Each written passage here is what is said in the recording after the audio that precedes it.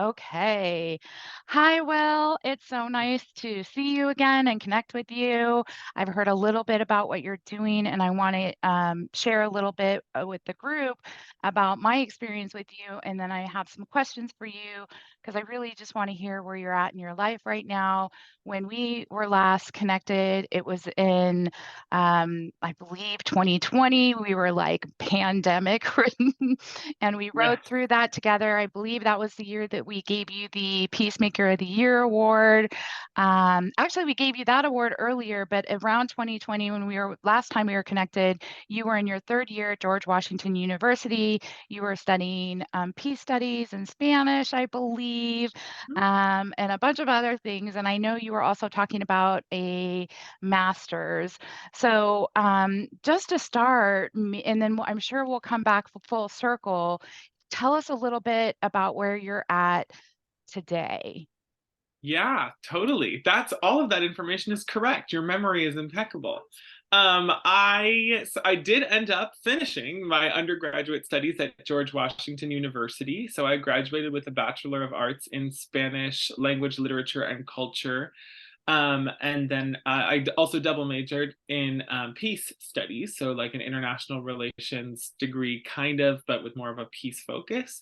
And then I stayed at GW at George Washington University, and I completed my master's in secondary education with a concentration in Spanish language education. And that was to become a teacher, and that's what I'm doing now. So So I graduated. Yeah, go ahead. amazing. Okay, so are you also fluent in Spanish? Yes. Okay, I had to get that in there since you were studying it. I'm assuming you're fluent in it, and I'm also assuming it's going to be pretty relevant to the work that you're doing today. So, as you heard, he's a teacher. Like, how amazing is that? We'll get to that story, but how? Let's go back to the beginning of time when you're in high school. Tell us a little bit about high school and how you originally became interested in becoming a peer mediator. Well, to tell you that, I actually have to go back to middle school. So I became a peer mediator originally in middle school, and it was because a teacher at my middle school was interested in starting a peer mediation program, and she thought that I would be good at it. And she asked me, "Do you want to help people?" That's how she opened the conversation, and I went, "Yeah, I do want to do that." So that's how I got introduced to peer mediation, and really from there, it was just something that I found a lot of value in. I found a lot of community in it. And when I got to high school, I didn't see that community. I didn't see that group of students who was concerned about the emotional and social well being of their peers. And so when I got to high school, I began the process of starting the peer mediation organization that still exists to this day at that high school campus. And it was really because I saw a lack of a community, of a group of students who was working to make a change on that campus in that way.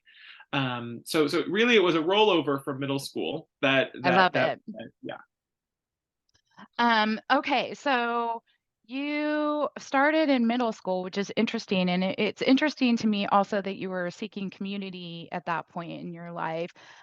Was there something behind that motivation that you weren't finding it maybe other places, and somehow you connected at that level at school?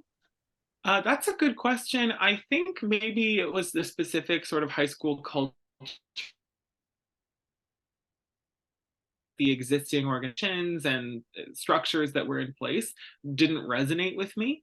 And I was much more interested in focusing on student wellness and student relationships, and that did not seem to be a priority at that time on that campus.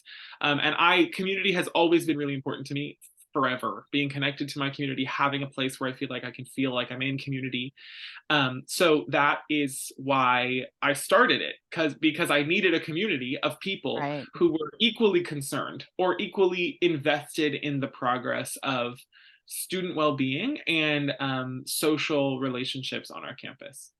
Interesting. So, can you share with us a memorable or challenging mediation experience that you had in those days? All of them were memorable and they were all challenging. I can't, the specifics frankly just escape me because it's Got been it. a couple of years, but I can tell you what was always memorable to me. which was the opportunity for individuals who had a relationship before a particular conflict to dialogue about it, to communicate about it, to have the tools, the space, and the resources to express their perspectives and their opinions, really was like it was revolutionary. It changed their Right. perspective of relationships, of themselves, and of their capacity to communicate with their friends, with their family, and with any, with teachers. And it wasn't just the folks that I mediated, but also the mediators themselves. I think that was the Yes. experience of mediating was eye-opening. It was mind expanding. It was educational, really. It wasn't just resolving that one conflict. It was learning skills to be able to Right. apply in the future. So on that note, what skills do you think that you took away from your time as a mediator? Every useful skill that I have. That's a hard question. I'll give It you is. some There's so real many. solid answers though. But clear communication and emotional, that the capacity to identify and express feelings or emotions and then clearly communicate them to others has been life changing, life altering in all of my relationships. I still use, I promise, I swear, I still use some of the concepts I learned as a mediator in my relationships to this day, in my friendships, with my family members. Like I statements obviously are the easy ones, but being able to talk other people through that as well has really enhanced my relationships with everybody, because nothing's a mystery anymore. Like we know, Right. They know you're listening, and they know that you're listening in a different way, even if they don't know exactly how that is. exactly. And even And if so they you're connecting on a totally different level. yeah, even if they can't express it, we can work Mhm. together, right? We can work together to figure it out, and it really deepens relationships and allows for a different kind of understanding. Wow. So I would say then your experience as a peer mediator for sure has influenced your communication and conflict resolution skills to this day. And I would also attest that it will carry through your lifetime just because I'm much older than you. And I'm so grateful for these skills and they have lasted for me as well on so many levels. Absolutely. So, is there any advice that you would give to current high school students who are thinking about peer mediation or becoming a peer mediator, trying to figure this all out? Well, I'd say do it. If you're thinking about it, do it. My biggest piece of advice, well, I think I have more than just one big piece of advice, but I think young people today are concerned about a lot of things, and I think some of them are not important, uh, which is just the truth. Distractions. It's hard to communicate that to young people because what's important to them is important to them.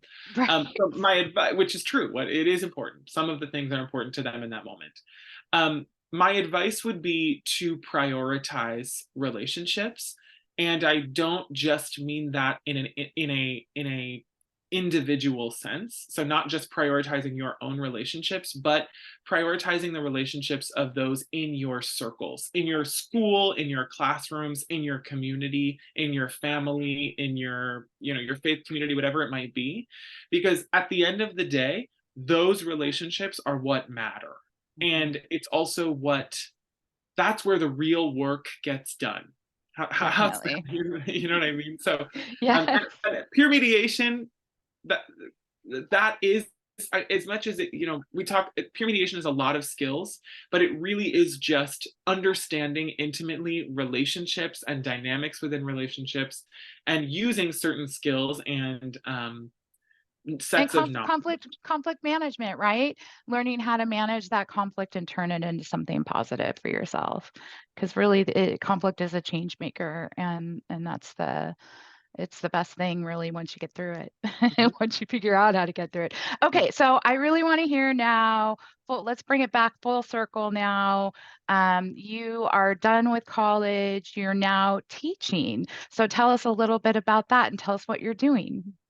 Yes, I am a high school Spanish teacher now, which is something I never thought I would say. That's what I'm doing. I'm actually teaching at the high school that I went to, which is where I started the peer mediation program. And the program is still there, it's still strong. So I'm teaching Spanish, and I am also the co-advisor for the peer mediation program that I founded, which is really the most full circle I think it could get.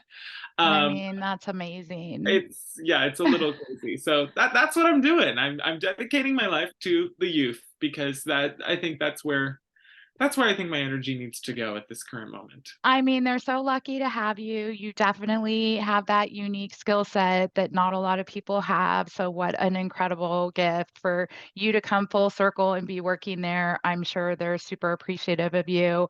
I only have one more question for you. I think it's amazing to hear the update. I'm curious from your perspective, and especially now that you're dealing with it from almost an administrator perspective now, as opposed to a student perspective, but in what ways do you think peer mediation programs can benefit high school communities? And what improvements do you think can be made to the programs? Yeah, the peer mediation program at South Pass High School and in South Pass in general is unique. It's not it's not only of its kind, but it's unique in that it is not exclusively focused on mediation and developing those skills. It's also focused on mental health and wellness awareness in general. So what I Right. would say is that peer mediation programs, I think a change that could be implemented more widely is really allowing students or empowering students in their role as peer mediators. So they're not just part of a discipline process, or they're not just people who only get involved when things go wrong. They can be change makers on their campuses using those skill sets in ways outside of a mediation. They can build community, they can foster relationships, and they can organize students by leveraging those skills and those relationships that they're able to build as peers in order to really push campuses forward and do it in a way that frankly teachers and administrators can't do. Right. Because that's really where that's where cultural shifts are going to come from. It's going to come from the students. It's not exclusively going to come from the top down. So that would be my biggest sort of push to peer mediation programs, is empowering students to make change outside of just the mediation setting.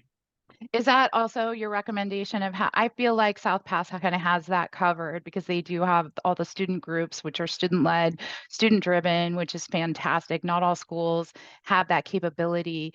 Is there any other areas of improvement that you think would help facilitate programs like this? Um, well, there is also, of course, the institutional buy-in and support. But Yeah. I don't know if that's a The helpful funding. I don't know if that's a helpful piece of advice. What I would say is if you can get buy-in from your administrators, it makes it a lot easier to build a sustainable program. Yeah. Um, Obviously, but that's not like a piece of advice. I think that's a lot of That's just work. kind of a necessary part Yeah. component, yeah, of the foundation of it, without a doubt. Wow. So thank you so much. Well, I really appreciate your time. It means so much. You've been an integral part of kids managing conflict and this process as a peer mediator, and we really appreciate you sharing your experience with us. It's pretty amazing to me because I often think that you guys will go off and do the things that you're meant to do, and that it doesn't necessarily mean you're going to fall back into mediation. And here you are back in teaching and mediation, which is awesome. So I hope we continue to stay connected and we get to hear more about your journey as you go through this as a teacher. Thank you so much. I'll be around. I ain't going nowhere. I love it.